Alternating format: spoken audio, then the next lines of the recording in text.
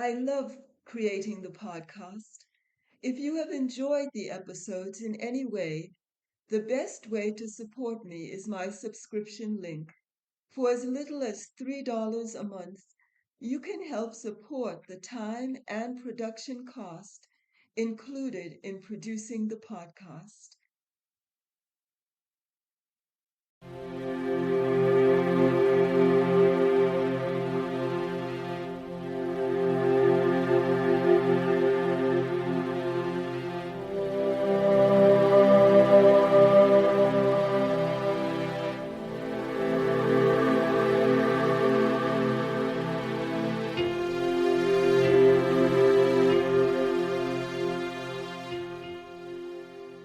My name is Barbara Ann Briggs, and I am a certified teacher of Transcendental Meditation and also the author of 2 books, Pilgrimage on the Path of Love, a novel of visionary fiction which has been hailed as the perfect amalgamation of spiritual awakening and self-discovery. I'm also the author of The Contribution of Maharishi's Vedic Science to Complete Fulfillment in Life. I'm a poet and a freelance journalist with numerous articles published in many different parts of the world. In this podcast, The Essence of Life, we will begin to understand the meaning of what is actually the essence of life and where can we find it. The essence of life is hidden in the silent source of life itself. The subject of today's podcast is Speak the Sweet Truth. In the Manusmriti, the code of conduct for activity which sustains the path of evolution, it says, Satyam Bruhat, Priyam Bruhat. Speak the truth, but always see that you are speaking sweetly.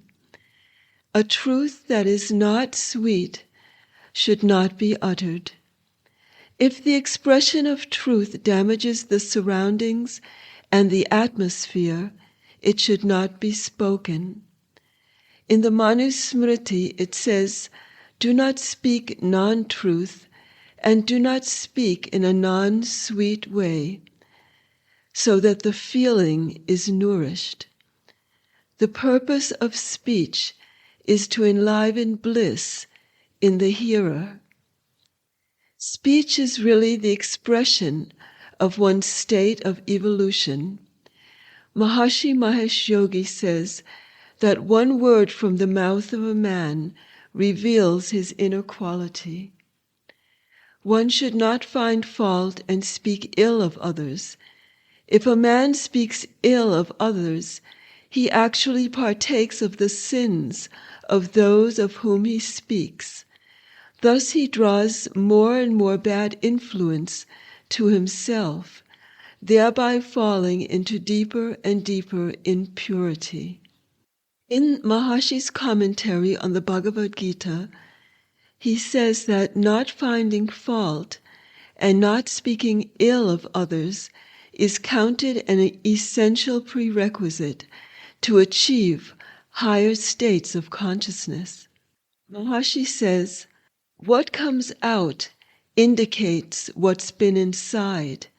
If the wrongs of some other people come out, that means the wrong was stored inside.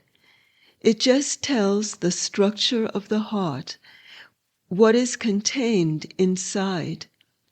If someone never speaks ill of others, that means he has a pure heart. He doesn't have the wrong inside. If something wrong was done by some man, why should I bring that wrong through thinking or remembering and try to keep it in my heart?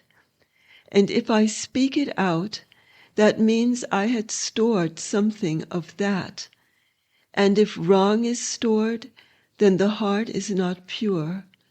It just indicates what kind of storage is there, whether purity is stored or impurity is stored.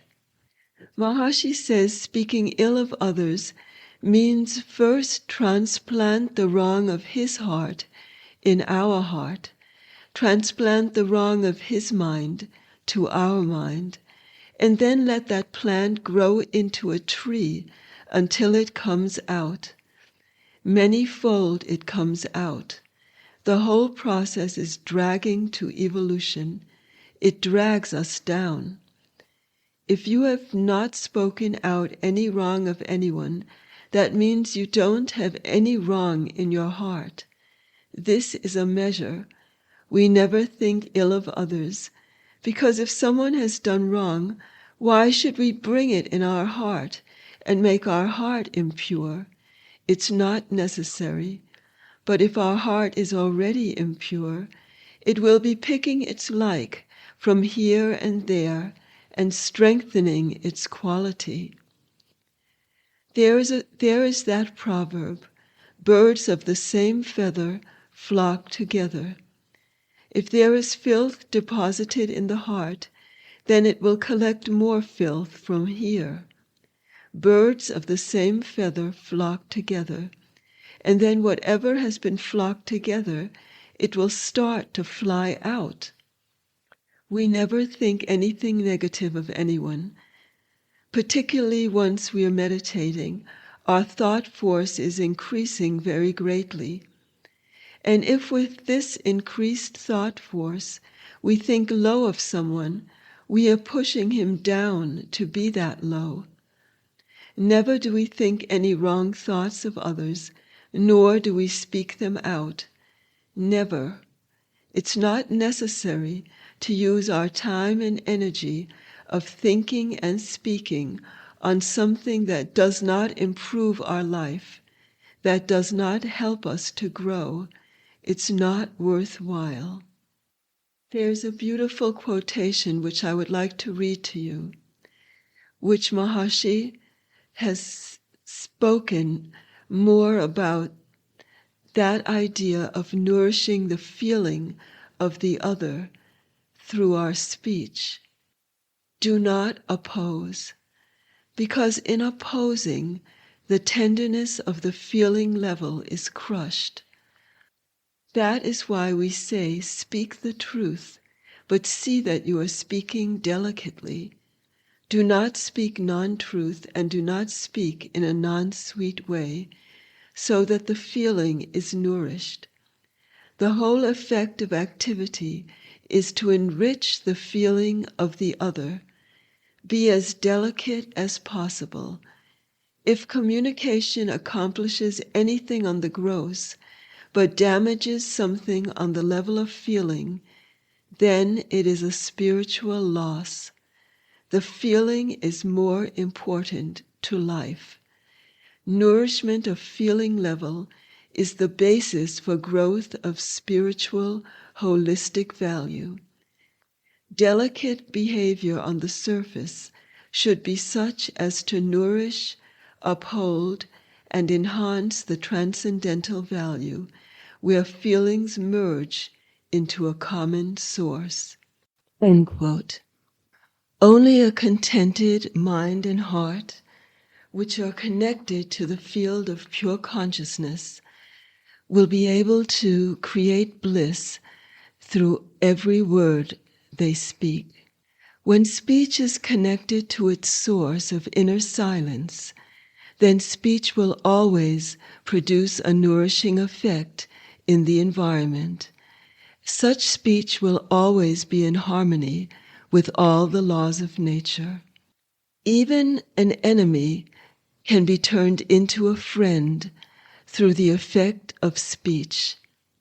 Speech which creates a harmonious and nourishing effect in the environment can only arise from a heart and mind which are connected to the state of inner contentment, to the state of inner bliss, to the state of inner pure consciousness. I invite you to subscribe to this podcast. A new episode will be uploaded every 2 weeks. I would also like to invite you to go to www.barbaraannbriggs.com to learn more about my work. You're also invited to subscribe to my YouTube channel, Barbara Ann Briggs. Until we meet again, very best wishes to you.